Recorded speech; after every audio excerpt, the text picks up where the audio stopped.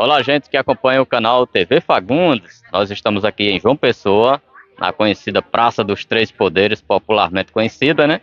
Para acompanhar uma aula de campo dos professores João Andrei, Zinho Silva, Nevinha e os alunos da escola Joana Emília. E a gente vai conversar agora com o professor Ezinho, né, que está por aqui. Ezinho, fala um pouquinho do objetivo dessa aula de campo, do roteiro que vocês escolheram para os alunos hoje. Edmilson, o objetivo dessa aula de campo, a gente saindo de Fagundes, né, com os alunos da ESI, Joana Emília da Silva, para vir conhecer um pouquinho aqui da nossa capital, né, João Pessoa, a questão histórica, geográfica, econômica, certo? Chegando aqui, a gente vai analisar justamente a origem, né, da cidade de João Pessoa, né, a questão dos monumentos, né, vamos também passar no Farol do Cabo Branco, pelo litoral, chegando até Cabedelo, no Porto de Cabedelo, vamos ao Forte em Cabedelo, né? E depois fazer a travessia de Cabedelo a Lucena, né? Analisando a questão econômica, social, política, né? Não só de João Pessoa, mas de todo o estado da Paraíba. Que se iniciou aqui em João Pessoa, né? Iniciou aqui em João Pessoa, né? Então é importante o conhecimento. Hoje o dia vai ser de muita produtividade na questão do desenvolvimento pedagógico e cognitivo dos alunos, de aprendizagem, né, nesse eixo geográfico, político, né, para que os alunos possam conhecer em loco todo o processo que se iniciou no nosso estado da Paraíba. E uma das paradas, né, como eu fiz aqui na chamada, foi essa praça, né? E vamos chamar o nosso professor, pode ficar por aqui mesmo, assim, chamar o nosso professor aqui, João Andrei. João Andrei, fala um pouquinho dessa praça. É conhecida aqui em João Pessoa como Praça dos Três Poderes, né? Tem uma referência lá a Brasília. Fala um pouquinho dessa praça, da parte histórica, de toda a importância para a política do estado da Paraíba. Pronto, Edmilson, é o seguinte, a nossa parada, principalmente aqui na Praça Presidente João Pessoa, né, conhecida como a Praça dos Três Poderes, como nós estamos trabalhando com os alunos com relação à política, nada mais justo do que trazer eles para dentro desse processo e mostrar como é que funciona a política do dia a dia, porque para fugir um pouco da teoria e mais para a prática, né? Então aqui está concentrado os três poderes, né? O poder executivo, o poder legislativo, o poder judiciário, então com a representação da Assembleia Legislativa, do Palácio do Governo e do Tribunal de Justiça da Paraíba, que é o centro político administrativo do nosso estado, né? E aqui se concentram esses três poderes, aqui são orquestrados os movimentos também de protesto, né, são feitos nessa praça, a Praça Presidente João Pessoa, né, então a movimentação política do nosso estado, ela funciona aqui, nesse espaço, né, então, como estamos tratando com os alunos de política, nada mais justo que trazer eles para conhecer de perto como funciona, onde é que está situado os nossos poderes e onde as decisões, né, do nosso estado com relação a política, principalmente, são decididos. Então, trazer para mostrar esse contexto dessa harmonização, né, dos poderes, dessa proximidade entre os poderes aqui na nossa capital. Ô João, eu vi aqui atrás, do lado do Palácio do Governo, tem uma faculdade, né, a Faculdade de Direito. Essa é uma das mais antigas do Brasil, né? As mais antigas, né?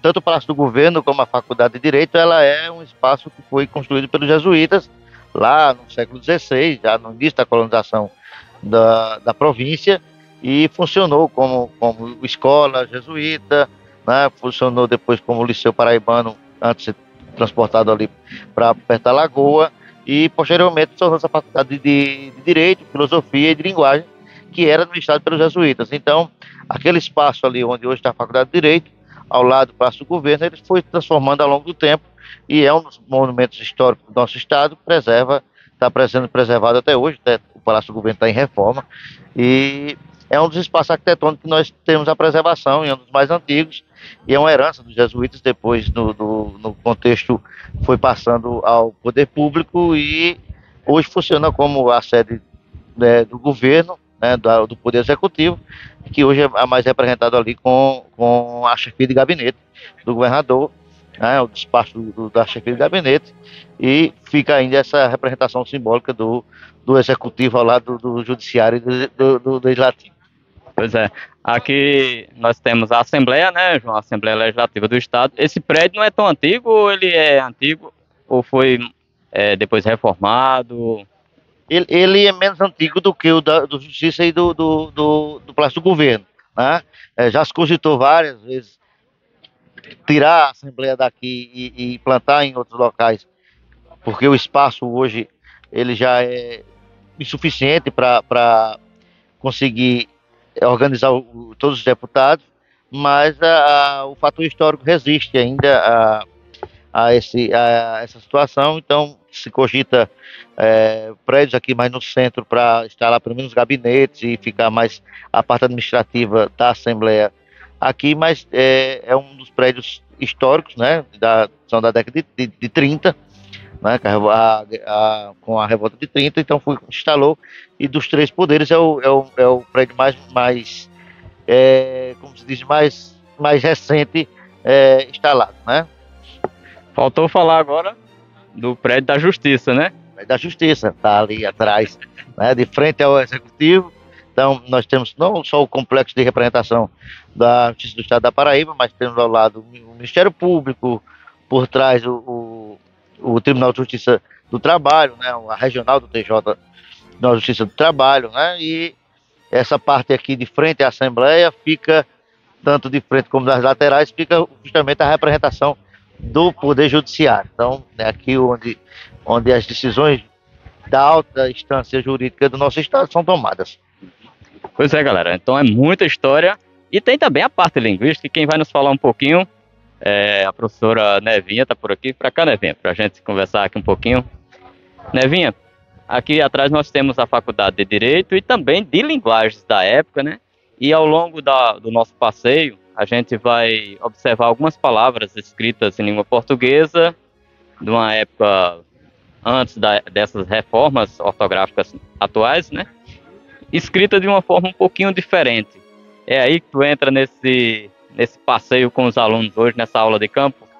Se a gente for comparar a língua portuguesa escrita de 1919 para cá, ela tem uma variação ortográfica muito grande, tanto em relação à acentuação, quanto em relação à escrita mesmo. Um exemplo, Paraíba com PH, algumas palavras acentuadas e que hoje já perderam o acento, justamente em decorrência dessa adequação linguística, podemos assim dizer, porque a gente percebe, analisando essas situações e também no nosso cotidiano, que a língua ela tem uma continuidade evolutiva, né? Ela não é estanque e que ela vive essa evolução de acordo com as necessidades dos seus usuários, dos falantes de uma determinada comunidade. Então é de extrema relevância, na verdade, que a gente possa fazer esse grau, essa comparação e também enriquecer mais ainda o nosso vocabulário, o nosso conhecimento linguístico e cultural, porque, na verdade, a aula é para eles, mas eu estou aprendendo muito com esses especialistas aqui, que, sinceramente, são ícones, digamos assim, na nossa escola, nesse conhecimento histórico e geopolítico. Pois é, gente. E a gente vai agora continuar o nosso passeio, né? Conhecendo aqui outros pontos históricos e turísticos da capital, João Pessoa. E por falar em linguagem, nosso próximo ponto de parada foi a Academia Paraibana de Letras, que foi fundada em 14 de setembro de 1941. Inicialmente, a APL contou apenas com 10 cadeiras, mas depois esse número aumentou para 30. E em 1959, com a reforma dos estatutos, criaram-se mais 10 vagas e hoje, oficialmente, eles têm 40 membros na Academia Paraibana de Letras. Bom, para começar, a academia foi fundada em 14 de setembro de 1941. Ela surge em especial por dois motivos. O primeiro deles é o interesse coletivo dos cidadãos paraibanos em criar um grupo de cunho literário voltado para autores paraibanos. Então, são iniciativas que começam em 1880 e vão até 1940, então são 60 anos de iniciativas. Nesse meio tempo, vários grupos são criados, em especial na Rio do Caxias, como o grupo de estudinhos de históricos geográficos, também que era um contraponto ao Instituto Geográfico Paraibano, mas o grupo 7 de setembro, entre outros. Após nossa visita à Academia Paraibana de Letras, passamos mais um pouco ali pelo Centro Histórico de João Pessoa para conhecer um pouco mais de alguns monumentos históricos, né? E também ter mais explicações aí com os professores João Andrei, Ezinho e Nevinho.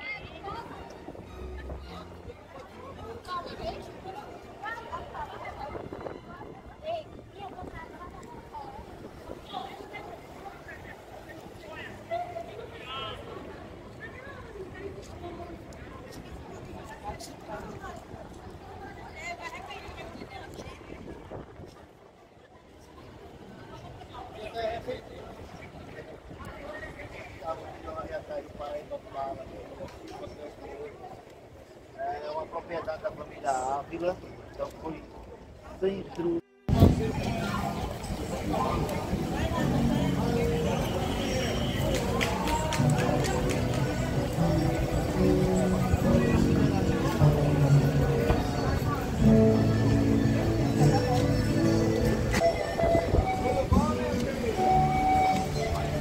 A partir de quanto as bolsas? A partir de quanto? Tá.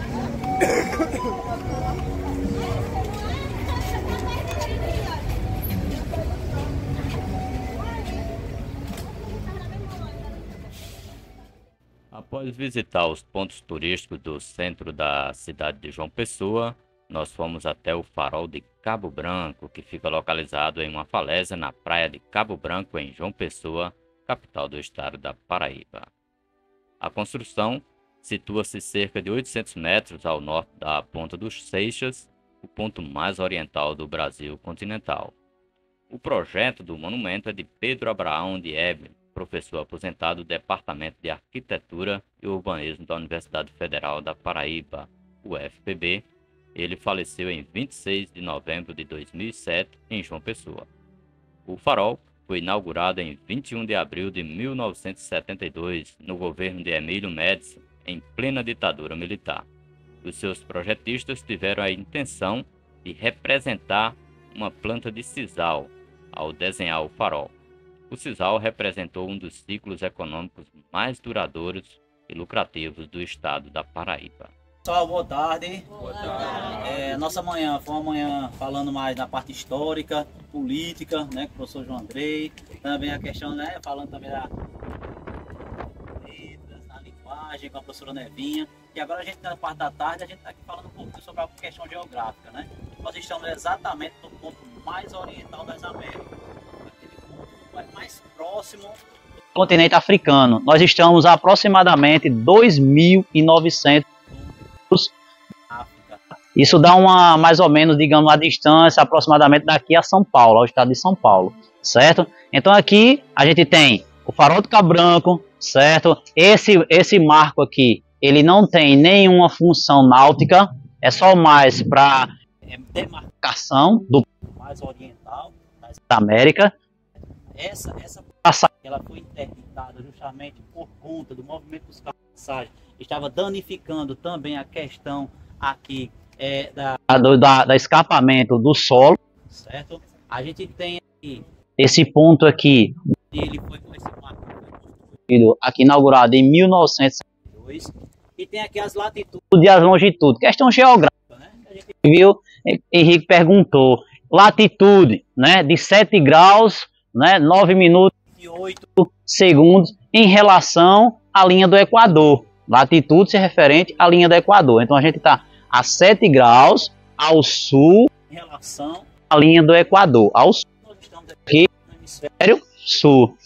E a longitude, 34 graus, 47 minutos e 30 segundos em relação ao meridiano de Greenwich, a oeste de Greenwich, porque estamos na parte oeste, certo? Então esse ponto aqui de Cabo Branco,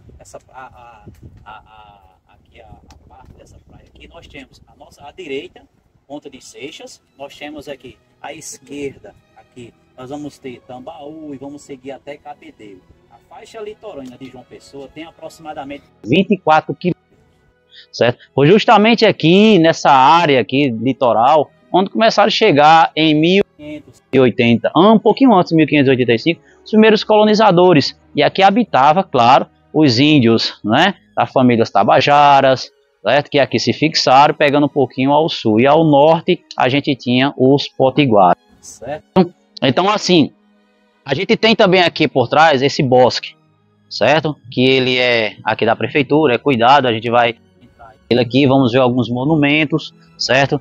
Tem contando um pouquinho sobre alguns autores e personagens culturais também aqui do estado do Paraíba, certo?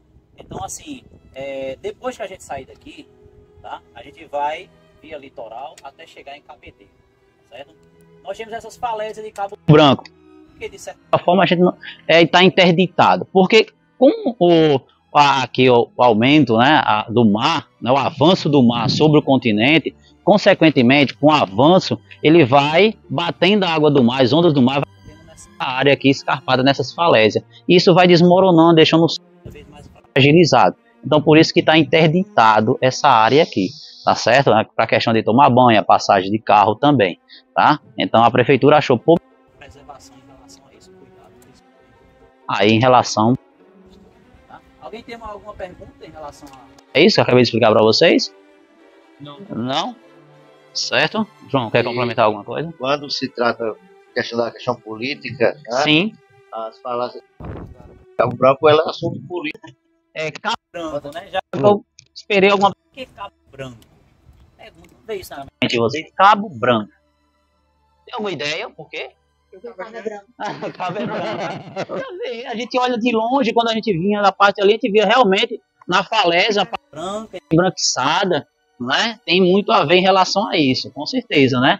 A areia, a cor da areia também, foi encontrado também muito material mineral caule, que dava essa tonalidade branca nessa região, e com certeza foi batizada a partir dessa visão feita pelos colonizadores, certo? Vamos voltar. Quando nossa temática é política, não é isso? Isso. Então, isso é um espaço de debate político constante. Vocês observarem, se não observaram até agora, observem a partir desse momento. E os debates políticos, principalmente das eleições municipais de uma pessoa, está dentro da pauta de discussão a questão do avanço do marco sobre o espaço aqui em Cabo Branco.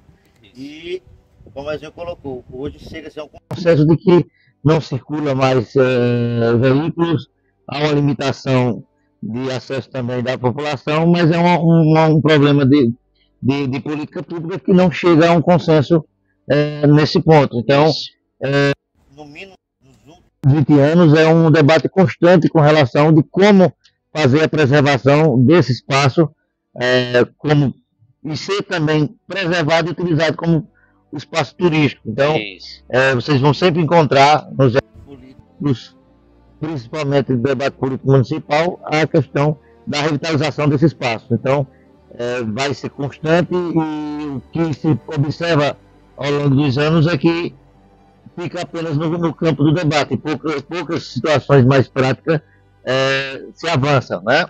A gente colocou aqui embaixo, nós vamos ter a Ponte Seixas, mais conhecida como a Praia da Penha, né? Complexo da Penha, e também é declive o acesso para o escada e tudo mais, e a gente está na parte mais alta, nesse ponto aqui de João Pessoa, nos pontos mais altos de João Pessoa. Aqui vocês, além do bosque para trás, vocês vão ter a Estação Ciências do município. Mais à frente vocês têm o Centro de Convenções do Estado, então uma área que tem uma participação do poder público em questão de construção, em questão de revitalização da parte antiga, mas a parte aqui do farol ainda é uma discussão ainda que vai perdurar algum tempo, né? Até que chegue-se a um consenso de que deve ser feito. Já se discutiu o aumento da parte da faixa de areia, já se discutiu levantar barreiras de proteção, já se discutiu várias coisas e nada de concreto, muito de forma efetiva para que a preservação desse espaço ele seja feita de forma constante. Tá? Então, e depende muito da participação do poder público, né, dos governantes, também é uma cobrança da sociedade como um todo para que essas preservações elas sejam constantes e que também dê para a utilização do homem e que também não agrida a natureza invadindo seu espaço, tá? E nitidamente a gente viu a questão de investimentos, né? Ao público, a gente vê que o processo, como foi dito pela manhã, na visitação lá na parte antiga de João Pessoa, né? Você vê casarões envelhecidos, pouco investimento, né? À noite já tem uma outra rotina, durante o dia tem uma rotina, durante a noite a gente já vê outra rotina e outro fluxo de pessoa, e outro tipo de comércio relacionado até a pessoas mesmo, certo? Então a gente já vê um contraste em relação a essa faixa mais litorânea mesmo aqui, mais próximo do mar. Investimento, uma sociedade, uma classe mais alta, né? Classe média alta, classe alta. Então a gente percebe nitidamente que o poder público ele tem um olhar mais para essa faixa e o esquecimento para onde iniciou todo o processo. É o que estava falando de manhã, né? O inverso da valorização. Se antes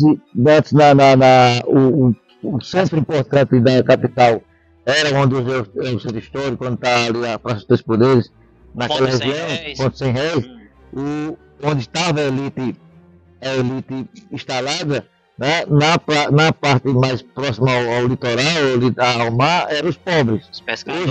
Hoje observa-se que é um efeito ao contrário. Quanto mais rico, mais próximo do mar. Quanto mais próximo, mais distante. Então, era um efeito ao contrário, né, que até que se abrisse a avenida para as pessoas para dar acesso à praia, no sentido como turismo, como área de lazer, eram mangues com veredas, né? Estadinhas feitas por dentro da mata, até a pessoa ter acesso ao mar, e era tudo também como espaço de explorações sexuais, né? De frequentadores de baixa renda mesmo. Então tinha toda uma releitura com relação ao espaço de ocupação da praia, lá no início da formação da capital, com João Pessoa. Não é exclusivo de João Pessoa, né, gente? Então fique claro isso, certo? Isso aconteceu e vem acontecendo nas principais capitais do Brasil, espalhadas, principalmente aquelas que estão localizadas via litoral, certo? Tem acontecido sim essa inversão, né, digamos aí, de valores, em relação à questão de reocupação urbana, né? Essa espécie que nós podemos chamar até de segregação espacial. A gente, por aqui mesmo, nessa faixa aqui, é a faixa mais valorizada de João Pessoa. Cabrão, plano, é mais valorizado. É onde está a elite pessoense, certo? Instalados aqui, condomínios, está aqui próximos, certo? Então aí aqui a elite se instala por aqui. A partir do momento que você vai se deslocando todo para o norte, para o sul, a gente já vai ver um pouquinho a classe social, né, diminuindo um pouquinho. Você vai para até Cabedelo, você vai perceber, descendo aqui, então, hoje ainda está a classe alta instalada. Mas quando a gente passa Cobeça, Intermar, chegando lá em Cabedelo, a gente já vai, e assim sucessivamente. E como quanto mais distante está do mar, a tendência é que a gente encontre uma classe cada vez mais baixa em relação aos bairros, certo?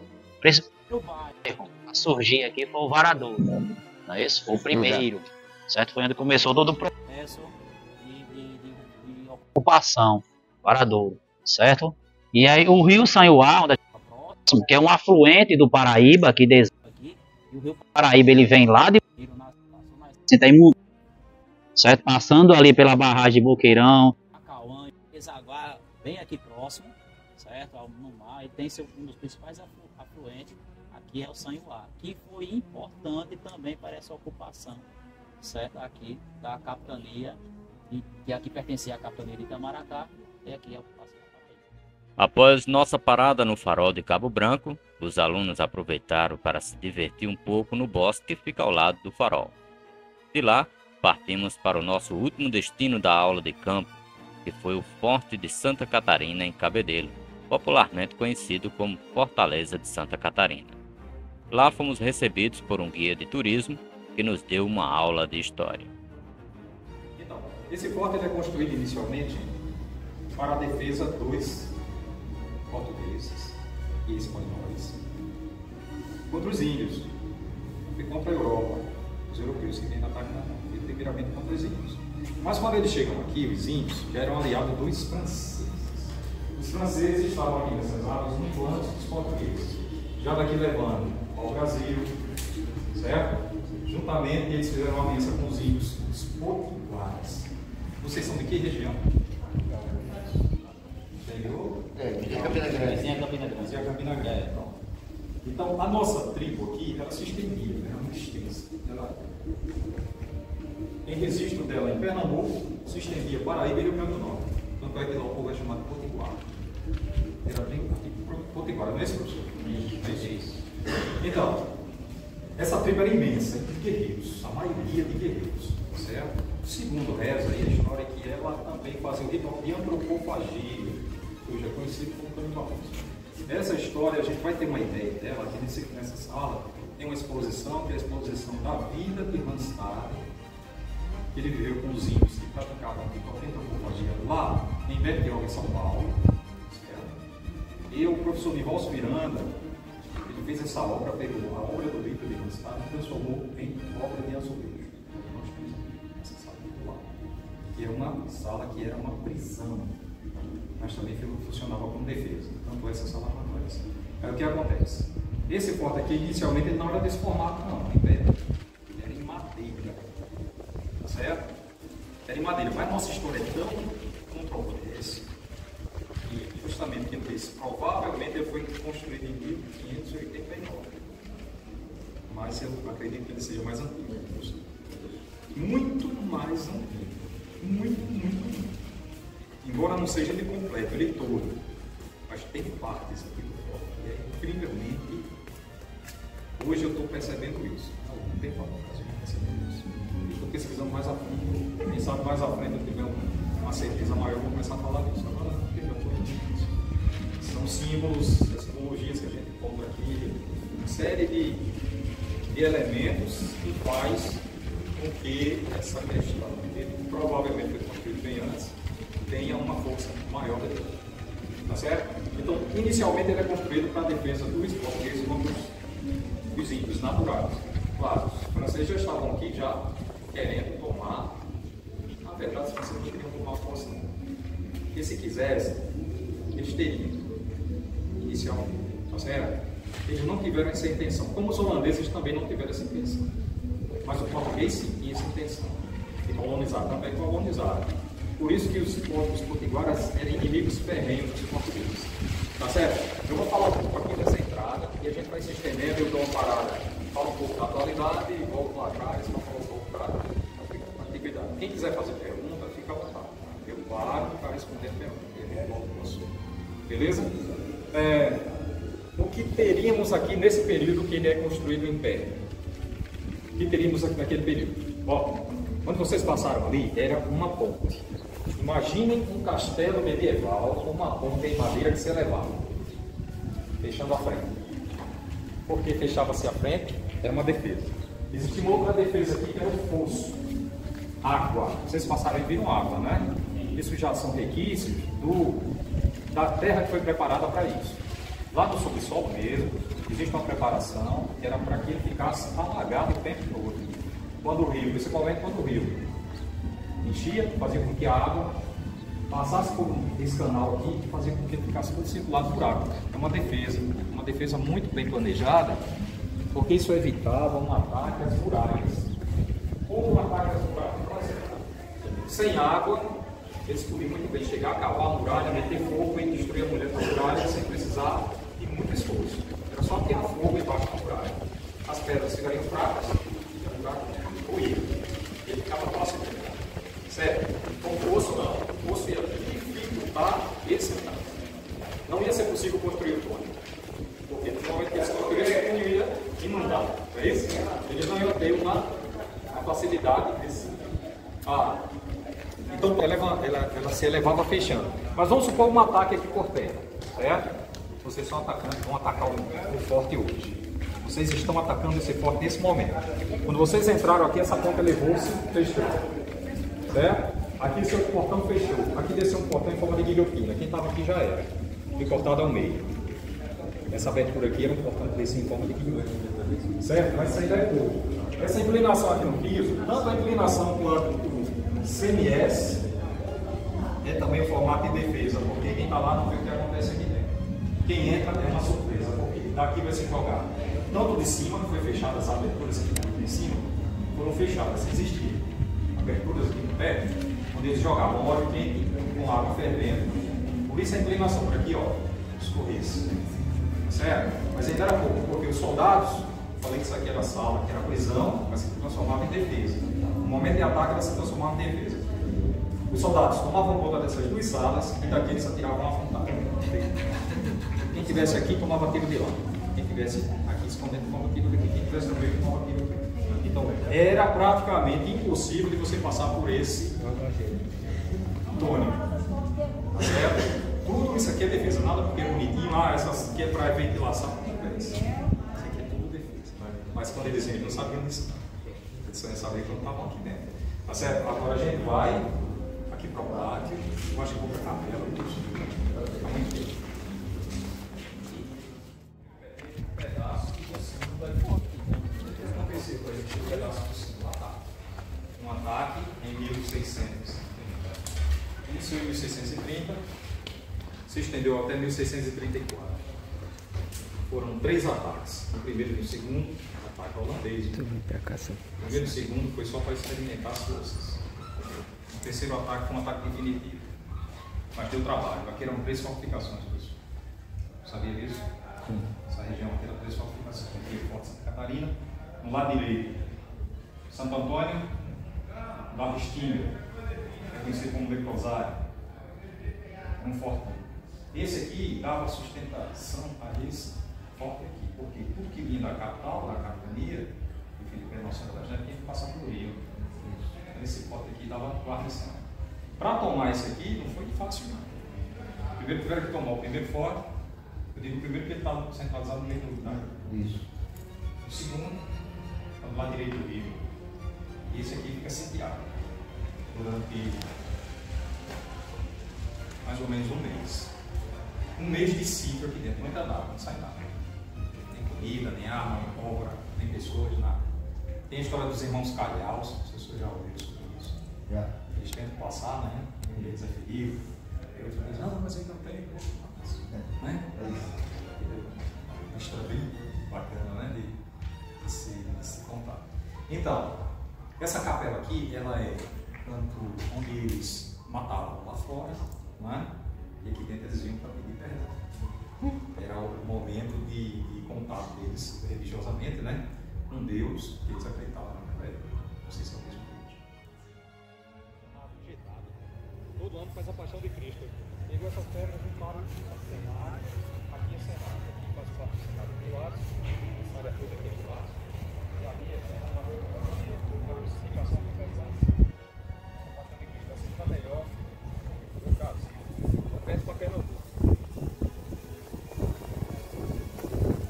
E aqui nesta casa da pólvora, que é um eco maravilhoso.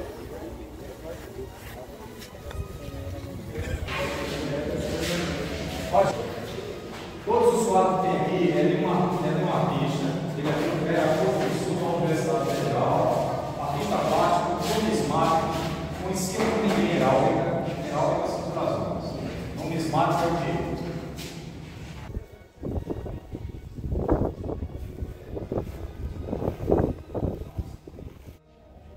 Chega nesse quadro enorme espanhola e aí eles têm força para dar esse ataque surpresa e expulsar os holandeses.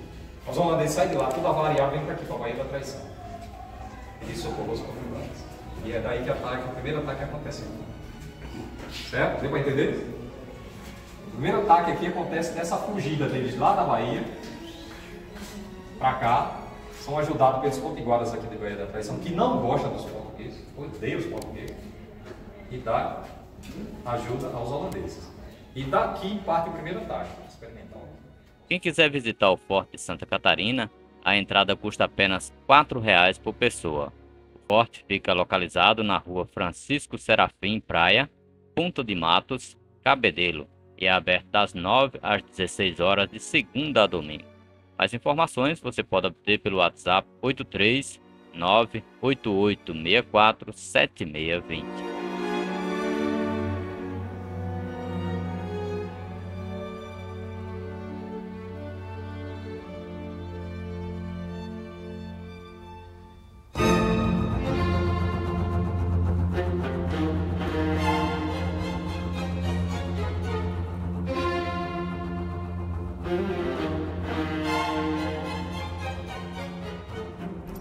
Se inscreva no canal TV Fagundes.